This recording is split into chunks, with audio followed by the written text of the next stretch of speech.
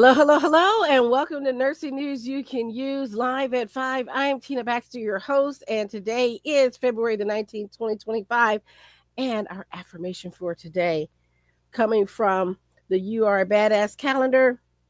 All you have to do is to make the choice to let go of everything you're so attached to that's not serving yourself and manifesting the reality that you want. Life is an illusion created by your perception, and it can be changed the moment you choose to change it.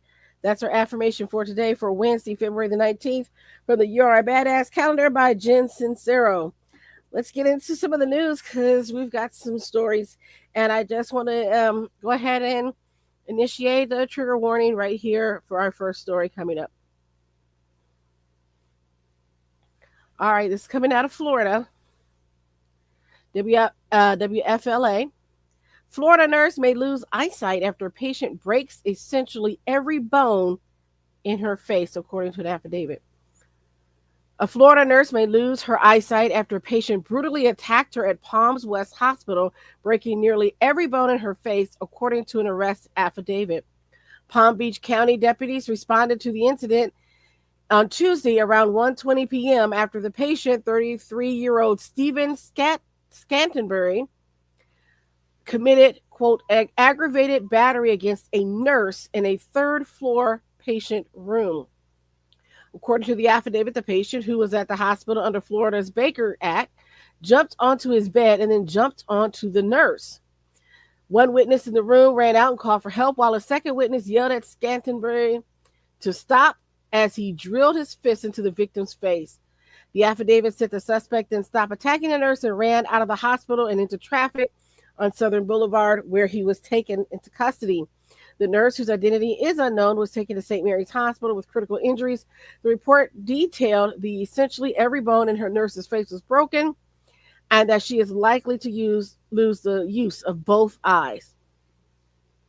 HCA Florida Healthcare released a statement obtained by the NBC affiliate WPTV saying the following: Our primary concern is with our beloved, really, sorry for the sarcasm. Our primary concern is with our beloved colleague, and we are praying for her recovery. We are also providing support to our hospital staff, who are understandably shaken by this incident. The attack on our nursing colleague happened within a matter of seconds and was witnessed by multiple people who came to assist. We are grateful to the Palm Beach County Sheriff's Office, who acted to detain the suspect, and we are assisting law enforcement in their investigation. Scantlebury was arrested in his ongoing medical clearance. The sheriff's office said he is facing charges of second-degree attempted murder and is being held on no bond. And again, another incident of violence against a nurse, and it just sickens my heart. Guys, what do you think about this? It's just, yeah. It's just horrible. It just sickens my heart when I hear this time and time again. Nurses are not your punching bag, people. All right. Let's stick around in Florida for a second. This is from Tampa Bay Times, and it says Florida nursing grads aren't passing licensing exams as major staffing shortage looms. Florida nursing school graduates ranked last in the nation for the first time pass rates in the national licensing practice exam in 2024, leaving the state vulnerable as its population ages. Florida has had the most test takers in the country in 2024, but if they're not passing the test and entering the workforce, it's not helping to close the gap, said Dr. Reina Leotorno, executive director of Florida Center for Nursing, which published the report. Getting new nurses into the workforce has become critical in Florida, with a forecasted shortfall of 31,000 nurses by 2035. More than 5.5 million people in the state are over 60. In 2024, Florida had the highest number of first-time test takers of any jurisdiction attempting the exam after graduating from nursing school, more than 19,600 people. Of those, though, only 89.4% passed the exam to become a registered nurse, compared to the national average of 91.6%. The state ranked 50th out of 50 of U.S. states and 52nd among all 55 jurisdictions that administer the exam. On the exam to become a practical nurse, only 80.7% in Florida passed the exam, compared to the national average of 88.3%. That places Florida 50th among 50 states and 52nd out of 54 jurisdictions in pass rate. Despite slight improvements over the previous year, Florida's low pass rates reflect inconsistency in the quality of nursing education, which is something we talked about last week when we first broke this story. We all know about the Nightingale incident from the two facilities or nursing schools in Florida, and there is a problem. I said there's a definite gap between accredited and non-accredited private and public nursing programs. In 2024, graduates from 374 pre-licensing education programs took the exam, including 47 programs that have closed or were shut down. Accredited programs have significantly higher pass rates than those approved, but has not yet accredited, 89.6% compared to 64.2%. It takes about 5 years for an approved school to become accredited. Some never reach that status. In the last 2 years, several private Florida nursing programs closed after being embroiled in a scheme selling fraudulent diplomas. As a hospital leader hiring nurses, Aurora Fernandez, CEO of Memorial Regional Hospital, told Broward County business leaders last week that nurses are the backbone of healthcare. He said graduates from Florida's private nursing schools are not passing the national licensing exam at the rate healthcare leaders want to see. The low percentage of those passing is concerning. Dr. Joy Longo, Associate Dean of Academic Programs at Florida Atlantic University's Christine E. Lynn College of Nursing, said the report findings illustrate why prospective nursing students should consider accreditation status when applying. Being accredited shows the depth of the program, she said. Regardless, all Florida nursing programs face challenges and opportunities. Overall, most have increased student capacity, with more applicants being accepted and enrolled. However, concern remains over student retention, faculty vacancies, and student preparedness for the licensing exam. Nursing schools report recruiting and keeping faculty to educate nursing students may be the top challenge. The most difficult positions to fill are pediatric, obstetrics, and psychiatric mental health educators, the schools reported. The faculty salaries aren't high enough as a hospital or private practice setting. It's challenging getting qualified faculty, and we need them to graduate the students. So if you want to hear more about that story, head on over to the Tampa Bay Times, and you can hear more about that story, what's going on, and the recruitment efforts down in Florida. So this brings me then to this article that I found was interesting. This is an opinion piece out of Newsweek. And it says it's time to address America's nursing shortage.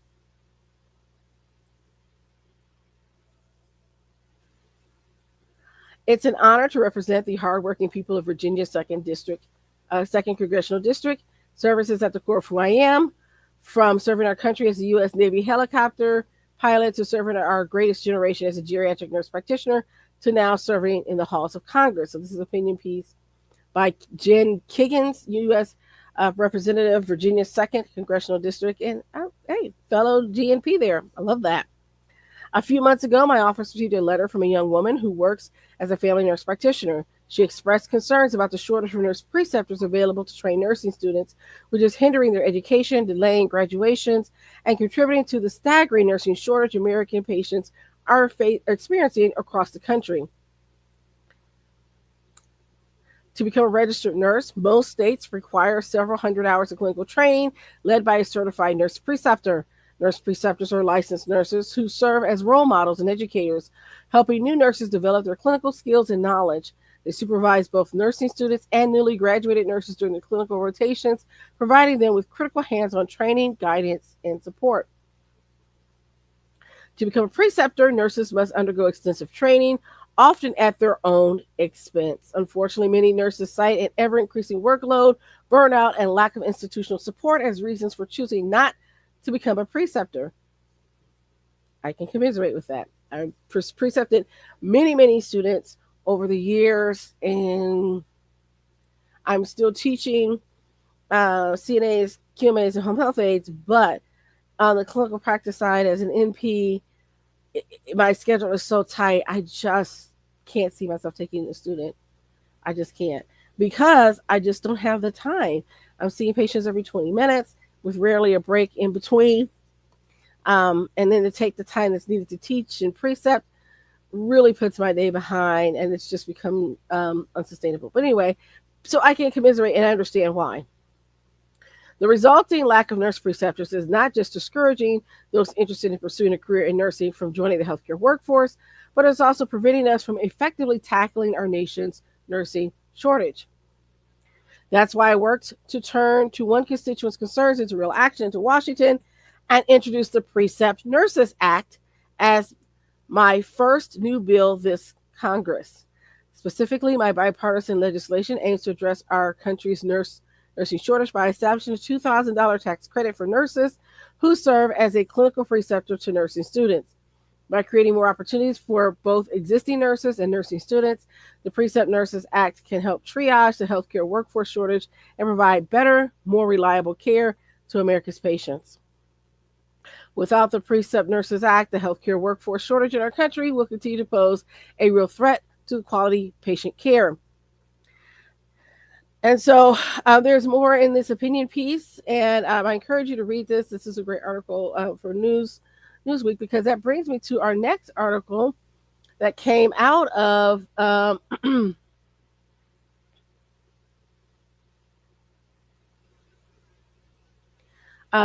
another story that's related to this. Let me see if I can find it. Yes, here it is.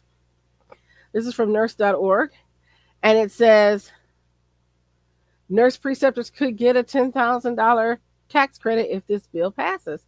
And so that's the bill that was introduced.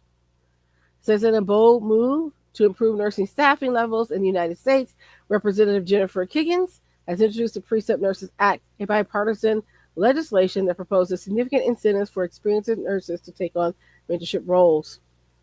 So that's been picked up. I'm curious to see what it is. And so I took a little bit of from the nurse.org article to kind of further illuminate what's going on. So it says, if approved, the bill would launch a 7-year pilot program supporting nurse preceptors who mentor newly hired nurses, those within their first 6 months of employment, nursing students, and APRN students.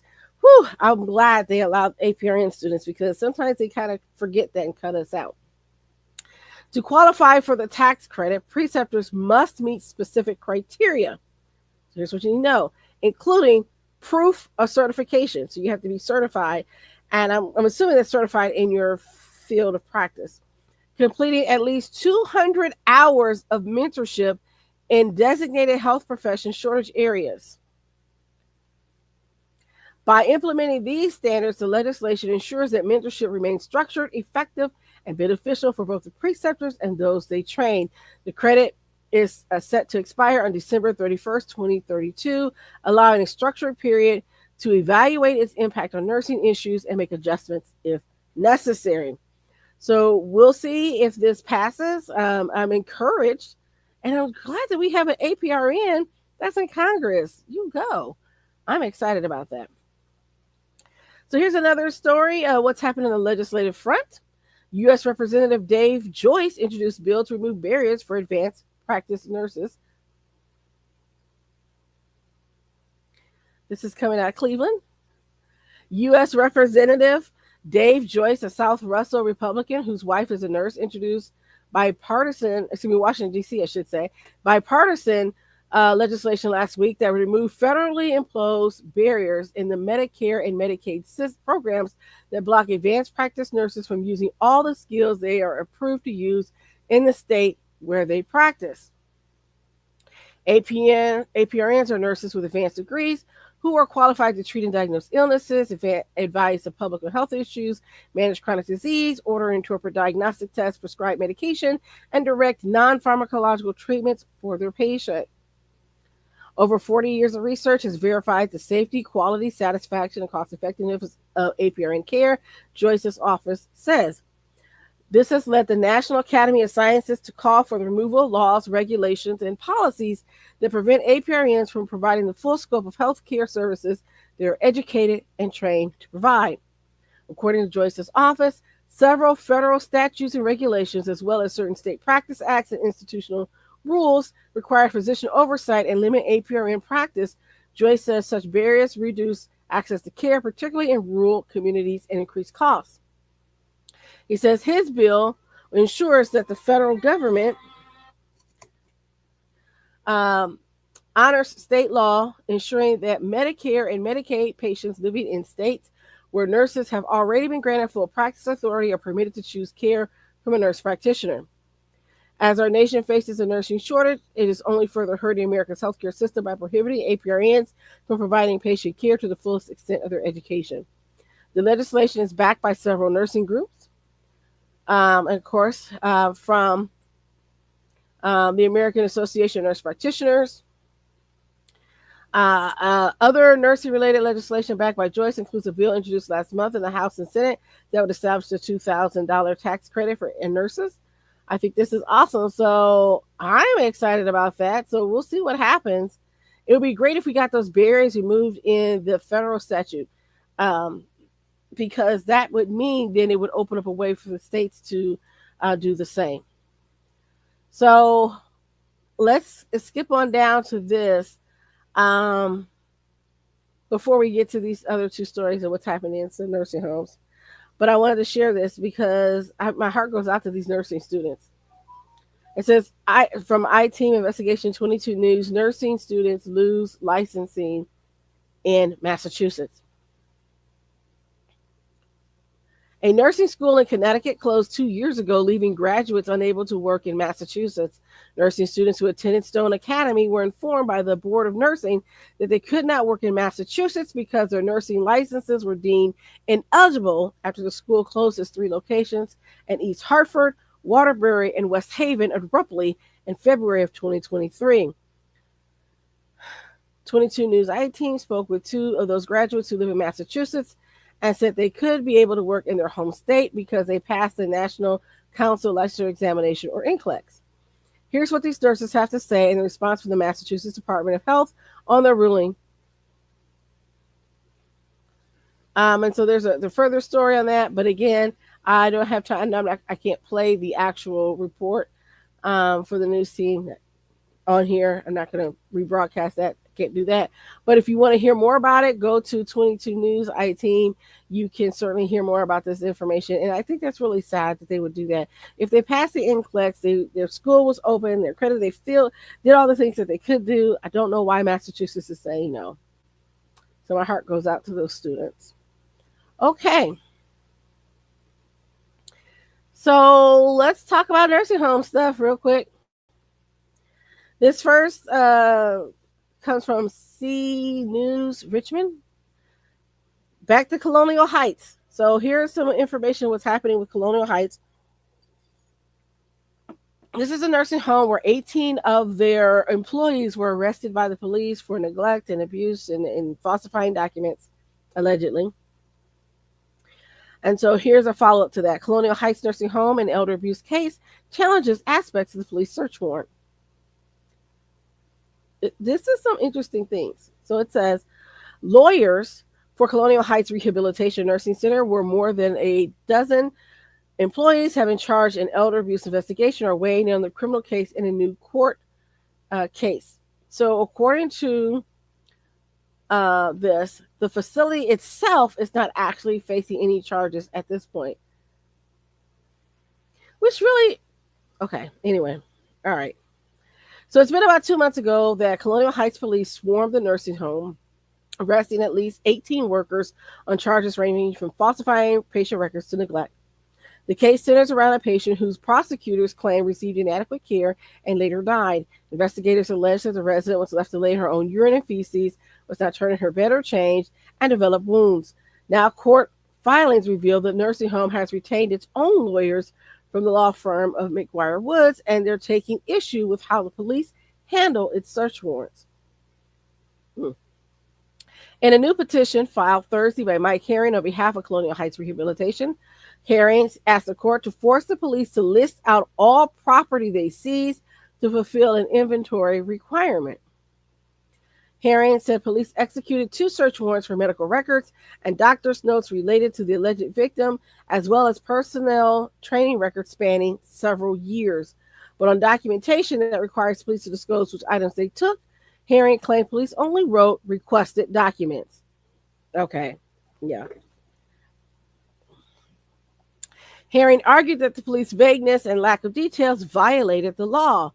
It says if you look at their actual arguments on their face, it looks like they have merit.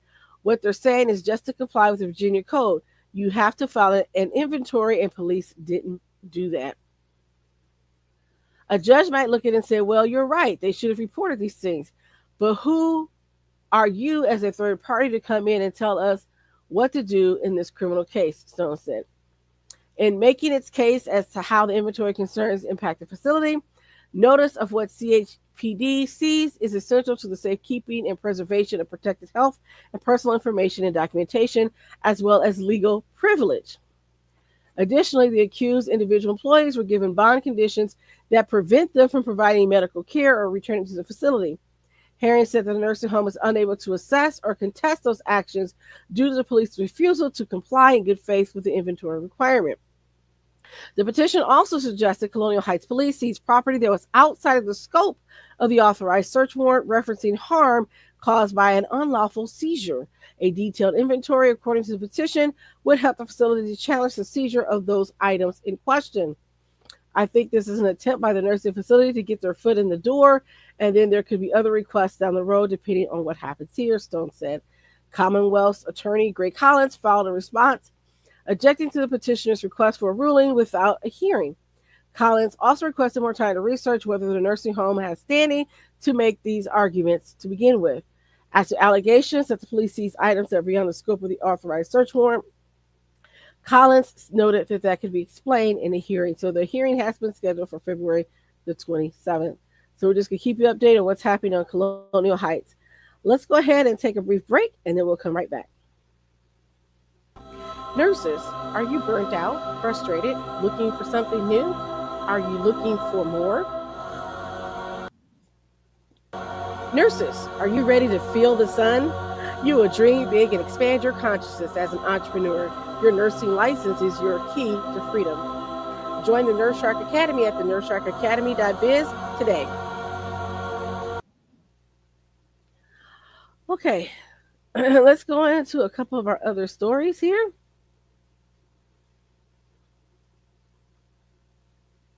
And let's go to the great state of Texas. And this is from the Texas Tribune, how a South Texas community college embraced apprenticeships to ease a growing nursing shortage.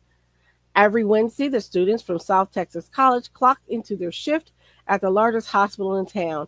Donning light blue scrubs and compression socks, they practiced checking vitals on a mannequin.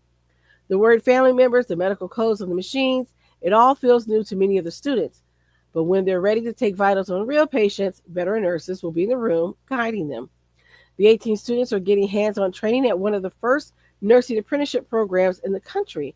Many of them will be the first in their family to graduate from college. Apprenticeships make it possible for Texas nursing students to make money right away instead of waiting years until they complete a degree. That can be appealing to adults who are impatient to start earning and worry of taking on loan debt.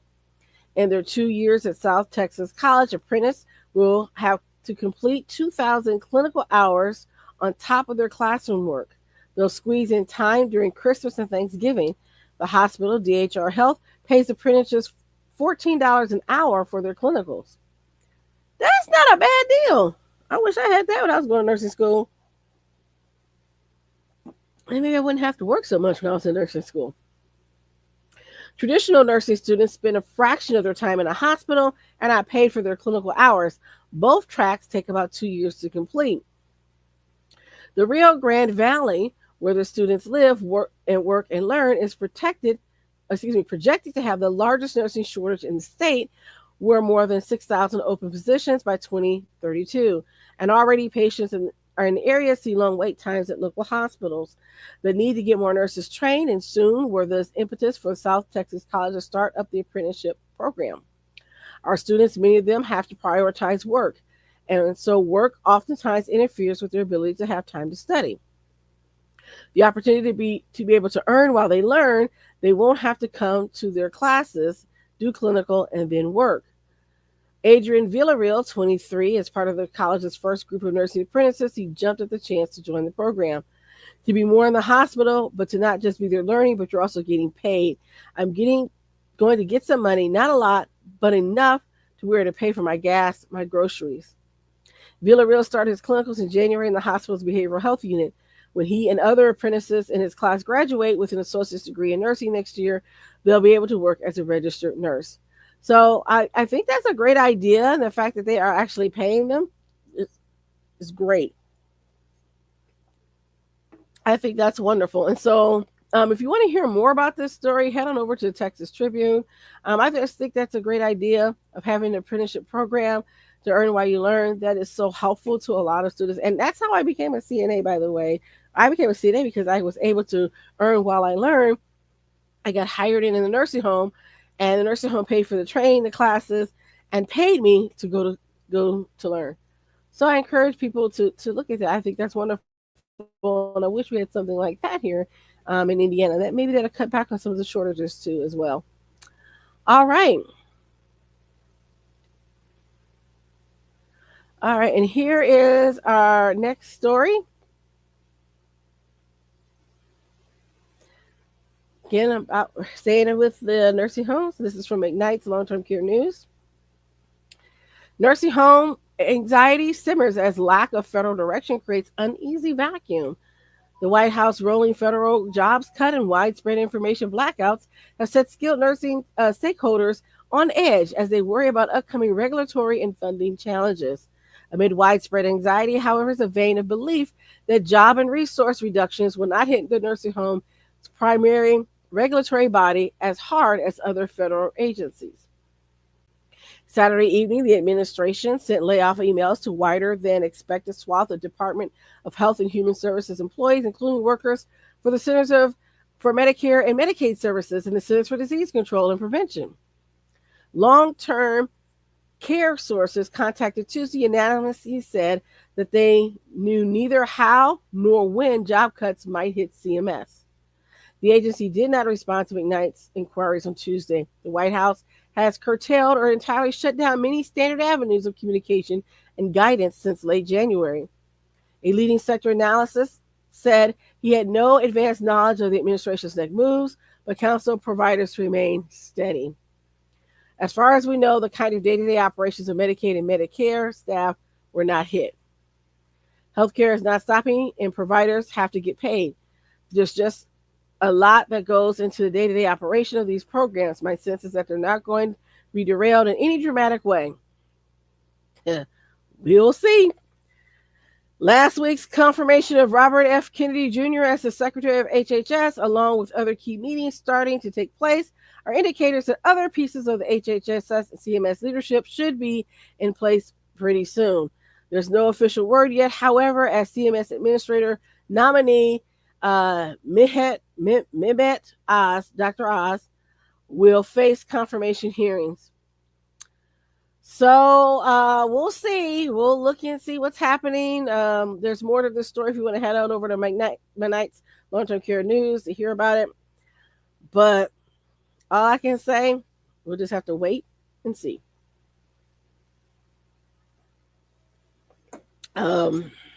And on a side note, what's going on in our state with Medicaid and trying to mitigate the number of people who are eligible to enroll on Medicaid and other programs, I think it's something we need to look at. Who is that going to affect? But let's go on back to Florida for a bit of good news and our nurses making a different story for today. And also it's Black History Month, so a little shout out for that as well. This is about FAMU. And they say failure is not an option. FAMU credits educators with lifting nursing program from probation to excellence. Just 4 years after being placed on probation, Florida A&M's nursing program is being celebrated by the state. And according to Rattler leaders, it's largely due to instructors. FAMU recently announced that the School of Nursing's national licensure exam, the NCLEX pass rate, reached 93% in 2024, putting their program above the national standard. It's very exciting to see our students on the right track, FAMU School of Nursing Dean Shannon Smith said. NCLEX is so important to their career because they can't practice nursing without passing it. The university reported the achievement marks an 11-point jump from the previous year. This milestone comes after a few years of challenges And 2021, FAMU's nursing program was put on a 2-year probation because of the low first-time passing rates. When the scores went down, we all knew that we had to do something to make it better, Smith said. Danielle Benjamin graduated from FAMU School of Nursing in December 2024. When she began, she said she knew of the struggling pass rates and probation, but she was determined to keep going. In 2024, the program was taken off probation. Over time, while being in the program, I can definitely say that they have adjusted and adapted very well to the dropping scores, and now they're rising again. Benjamin successfully passed her NCLEX less than a week ago. I felt very prepared, she said. Smith said the instructor's efforts to pour into the students was crucial to reaching this milestone. They enter teaching because it's their passion, the dean said. They can make salaries in clinical practice that far exceed this, so knowing that they're here because they want to be here is so important to our students. So congratulations to FAMU for their pass rate. We think that is wonderful, and that is our nurse making a difference. And that's the end of our stories for today. So thank you for tuning in. Let's get into our announcements. And we have coming up tomorrow, if you're in the Anderson area, we have Baxter Professional Services sponsors the Alignable event, our local networking marketing event.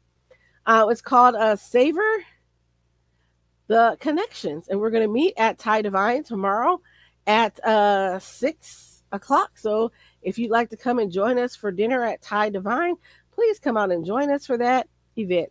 Looking forward to that. You can sign up and register on our Alignable page for our Anderson Local Alliance page. And this Saturday, we do have a CPR renewal class. So if you're interested in renewing your CPR, don't forget you have an opportunity to come in and get that done this Saturday. And register for that at Baxter Professional Services, healtheducation.com. We also have coming up our podcast Power. This is our training on how to be an effective podcast guest and how to get on podcasts. So if you are a nurse business owner or leader and you have something you want to promote, your book, etc., and you always wonder how to get on podcasts and how to do the job and how to effectively manage and leverage your appearance in a podcast, this is the event for you. We'll see you next Thursday at 6 o'clock for our podcast Power event. And you can register for that at the Nurse Shark Academy.biz. Also on Wednesday the 26th on Alignable, we have our local biz connection. That's a virtual event. So you can register on Alignable for our virtual event for that as well. And then coming up in March, we have our CPR classes and first aid classes that are available, as well as our TB validation classes. So head on over to the Baxter Professional Services healtheducation.com and you can register for that class as well. And then we have in March, we have another event for you. This is our nursing event where we get together and talk about becoming a nurse business owner. This is the event that's coming up. So check on out to the nursesharkacademy.biz for that event as well. And that will end our announcements for today. And hopefully you'll have a great day. We had a short stream today, short show. That's okay. Sometimes you need that because we had a long one last week. So enjoy yourself. Stay warm. It's awfully cold out there. Be careful in this cold weather. Make sure that you are bundled up. And I'll see you next time. Bye-bye for now.